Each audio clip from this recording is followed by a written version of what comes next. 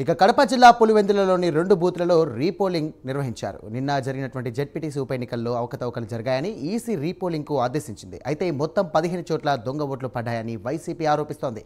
15 చోట్ల రీపోలింగ్ జరిపించాలని MP Avinash Reddy demand చేశారు. ఇక సీఎం చంద్రబాబు పులివెందులలో కొత్త సాంప్రదాయాన్ని తీసుకువచ్చారని ఆయన ఆరోపించారు. అంతేకాకుండా పులివెందులలో జరుగుతున్నటువంటి రీపోలింగ్ను బహిష్కరిస్తామని ప్రకటించారు. దీనికి సంబంధించి మరిన్ని డీటెయిల్స్ మా కరెస్పాండెంట్ సుధీర్ అందిస్తారు. సుధీర్, చెప్పండి.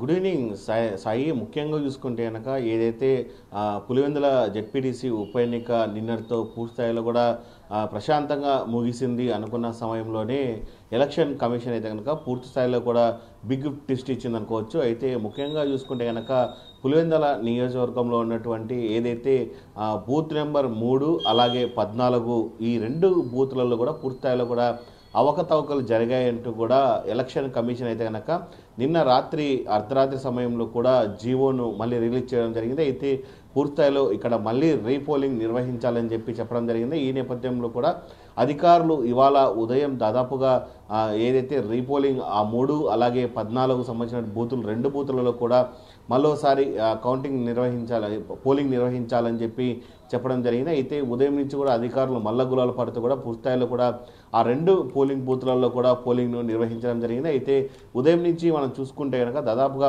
7 గంటల సమయంలో కూడా పోలింగ్ అయితే ప్రారంభం కావడం. ఇప్పుడు దాదాపు సమయం 5 అవుతుంది. అయితే ఇప్పటికే మనం చూసుకోవచ్చు దాదాపుగా ఏదైతే పోలింగ్ నెంబర్ 3లో మనం చూసుకుంటే కనుక ఇప్పటికే దాదాపుగా 59% కూడా కంప్లీట్ అయిన పరిస్థితి అయితే కనబడుతుంది. అలాగే మరోపక్క పోలింగ్ నెంబర్ 14లో మనం చూసుకుంటే కనుక ఇప్పటికే దాదాపుగా 42% కూడా కంప్లీట్ అయిన పరిస్థితి అయితే కనబడుతుందని చెప్పుకోవచ్చు. అయితే అటు పోలింగ్ సెషన్ 3లో దాదాపుగా 570 ఓట్లు ఉంటే కనుక మరోపక్క పోలింగ్ సెషన్ 14లో చూసుకుంటే కనుక దాదాపుగా 1027 ఓట్లు ఉన్నాయి. ఈ నేపథ్యంలోనే చూసుకుంటే కనుక ఉదయం నుంచి కూడా ఓటర్లు ఓటు హక్కును వినియోగించుకుందుకు కూడా పూర్తిస్థాయిలో ఉదయం దాదాపుగా 10 గంటల సమయం వరకు వేచి చూసి ఆ తర్వాత అంటే రీపోలింగ్ ఉందా లేదా అనేది కూడా ప్రజలైతే కనుక పూర్తిస్థాయిలో భ్రమలో ఉన్న పరిస్థితి అయితే కనుక అయితే అధికారులే స్వయంగా మళ్ళీ అదే గ్రామాల్లోకి వెళ్ళి పూర్తిస్థాయిలో కూడా ఈరోజు రీపోలింగ్ ఉంది, ఖచ్చితంగా వచ్చి మీ ఓటు హక్కు వినియోగించుకోవాలని చెప్పడంతో కూడా పెద్ద ఎత్తున కూడా అయితే కనుక ఎవరైతే ఓటర్లు కూడా పూర్తిస్థాయిలో ఓటు వేసేందుకు తమ బూతుల వద్ద కూడా రావడం జరిగింది. అయితే ముఖ్యంగా చూసుకుంటే కనుక మరోసారి రీపోలింగ్ నిర్వహిస్తుంటే కనుక ఈ రీపోలింగ్కి వైఎస్ఆర్ కాంగ్రెస్ పార్టీ మేము బహిష్కరిస్తున్నామంటూ కూడా కడప ఎంపీ అవినాష్ రెడ్డి కూడా మీడియా సమావేశం నిర్వహించి చెప్పడం జరిగింది.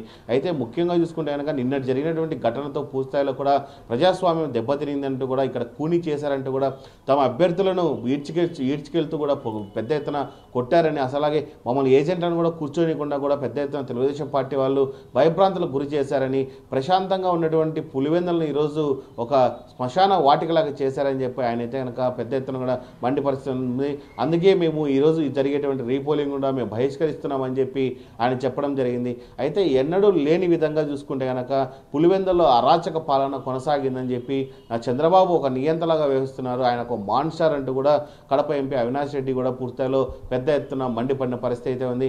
అయితే ముఖ్యంగా చూసుకుంటే కనుక అవినాష్ రెడ్డి ఏదైతే 6 పంచాయతీలకు గాను 15 బూతుల్లో కూడా పోలింగ్ని ఖచ్చితంగా మళ్ళీ రీపోలింగ్ చేస్తేనే బాగుంటుంది, కేవలం ఈ 2 పోలింగ్నే కాదు మొత్తం అన్ని చోట్ల కూడా అవినీతి జరిగింది, దొంగ ఓట్లు వేశారని చెప్పి ఆయన చెప్పడం జరిగింది. ముఖ్యంగా చూసుకుంటే కనుక అటు జమ్మలమడుగు నుంచి ఇటు కమలాపురం నుంచి మరోపక్క ఎర్రగుంట నుంచి కూడా పూర్తిస్థాయిలో పెద్ద ఎత్తున దొంగ ఓటర్లను తెచ్చారు, దొంగ ఓటర్లను తెచ్చి ఇక్కడ ఓట్లు వేశారని చెప్పి అవినాష్ రెడ్డి అయితే కనుక ఆరోపించడం జరిగింది.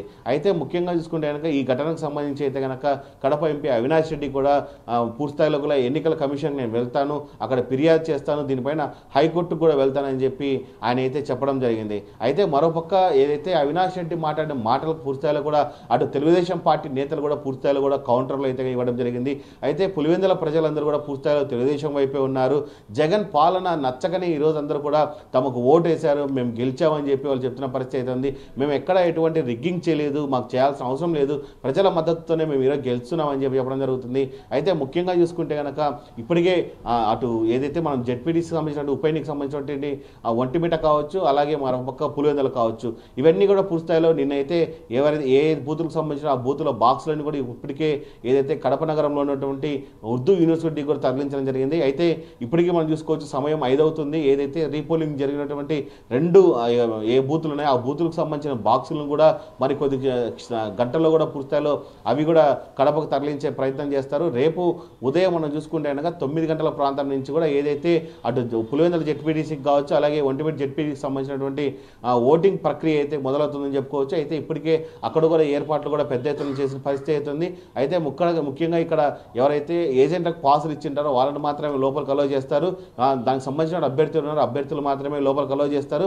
దాదాపుగా రేపు మధ్యాహ్నం 12-1 గంటల సమయంలో కూడా పులివెందులకు సంబంధించిన జెడ్పీటీసీ అభ్యర్థి ఎవరు, అలాగే ఒంటిమిట్టకి సంబంధించిన జెడ్పీటీ అభ్యర్థి ఎవరు అనే దానిపైన కూడా విన్నర్ అయ్యే అవకాశాలు కూడా ఉన్నాయని పెద్ద ఎత్తున మనం చెప్పుకోవచ్చు. ఏదేమైనా చూసుకుంటే కనుక ఈరోజు ఉత్కంఠభరితంగా అయితే కనుక రీపోలింగ్ అయితే జరిగిందని మనం చెప్పుకోవచ్చు. Sai, right, thank you Sudheer.